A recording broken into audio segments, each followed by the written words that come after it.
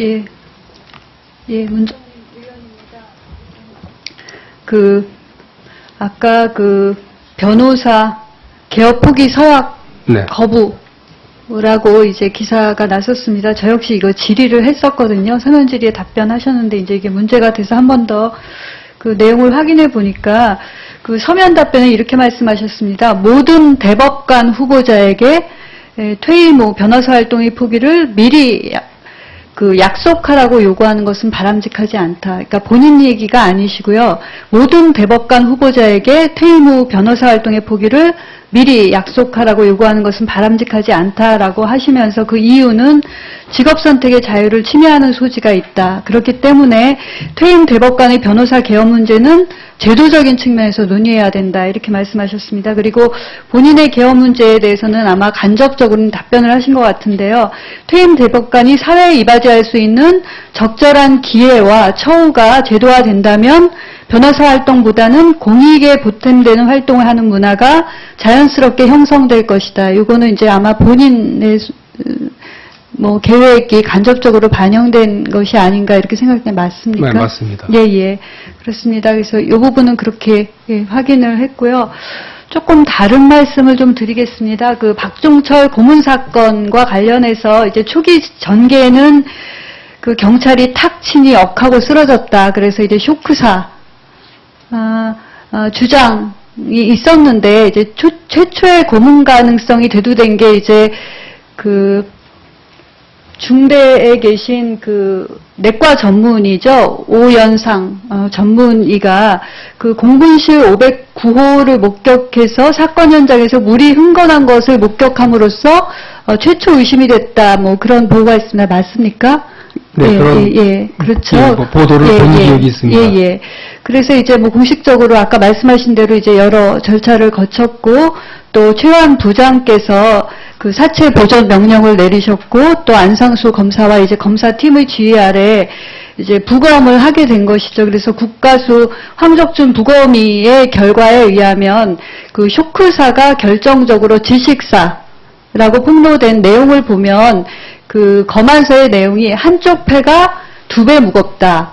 그리고 두 번째는 폐 속에 플랑크톤이 들어있는 사실로 보아서 질식사다. 이렇게 됐습니다. 그래서 결정적으로 사체 보존 명령을 내리고 부검을 하도록 했던 검사팀의 결정이 옳았다라고 생각을 하고요.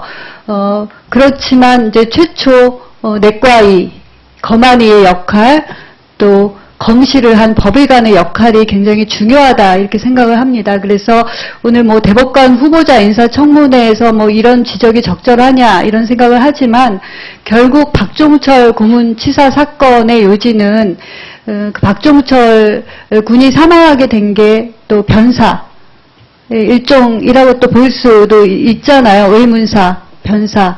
이제 원인을 제대로 파악을 못했다면 그래서 그런 차원에서 생각을 해보면 검사로서 많은 경험을 하셨을 것 같습니다. 그래서 국내 변사자가 얼마나 되냐 통계를 보면 이제 매년 돌아가시는 분 사망자가 25만 명인데 병원에서 사망하는 분이 15만이고 10만이 병원 이외에서 사망을 한다. 그러면 그 중에 변사자가 얼마나 되냐. 근데 정확한 통계가 사실 어렵다는 거죠. 그래서 공식 통계는 매년 2만 5천 명이다. 이렇게 되어 있습니다. 그러면 변사자 2만 5천 명 중에 과연 부검을 하는 경우가 얼마나 되냐. 그럼 변사자의 적게는 10%, 많아도 16%라고 되어 있고, 미국 같은 경우는 이제 30 내지 40%로 되어 있습니다. 근데 그 이유를 살펴보면, 사실 우리 법의학자가 법의학회 등록된 경우가 50명밖에 없거든요. 그래서 지금 의과대학에서 양성이 별로 안 됩니다. 그래서 우리나라 보면 의과대학 41개 중에 통계 냈을 때 12개 밖에 법의학 교실이 없기 때문에 법의학자 양성이 안 되는 이제 국내에 의학계의 문제도 있고, 그런데 일본 같은 경우는 48개 의과대학에 48개 법의학 교실이 있다. 그래서 의료계나 의학계에서 이제 자체 양성을 해야 되는 문제도 있는데요. 문제는 이제 법의 문제도 있다. 이렇게 생각을 합니다. 그래서 지금 부검을 다 할 수 없잖아요. 의학자의 문제뿐만 아니라 지금 법령의 문제도 있다고 생각을 합니다. 그래서 지금 보면 검시 관련 법령이 없어서 법의관이 현장에 가려 해도 갈 수 없다. 그래서 사인의 진실이 묻힌다 이런 지적이 있습니다. 그래서 사건 현장에 경찰이 가서 검안이를 부르는데 그게 뭐 법의관, 법의학자가 아니고 아무 검안이나 일단 부른다.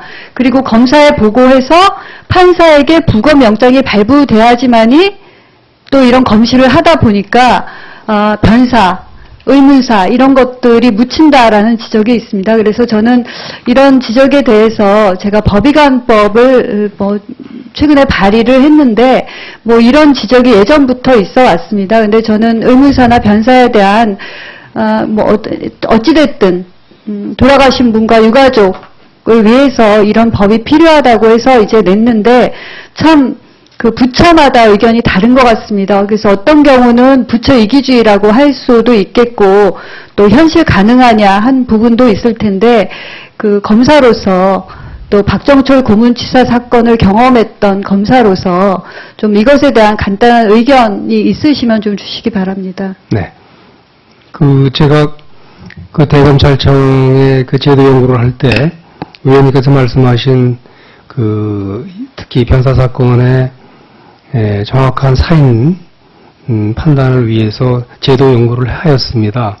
여러 가지 방안 중 하나가 미국과 같은 검시관 제도서부터 시작해서 검사들이 현재 현행법상 검사들이 그 검시 권한을 가지고 있기 때문에 지금 말씀하신 것처럼 여러 가지 시간과 또 경우에 따라서 여건이 안 되는 그런 문제가 있어서 그런 문제는 사실 위원님 말씀하신 것처럼 하루빨리 개선을 해서 국가의 가장 중요한 책무 중 하나가 억울한 죽음을 밝혀내거나 없애는 일입니다.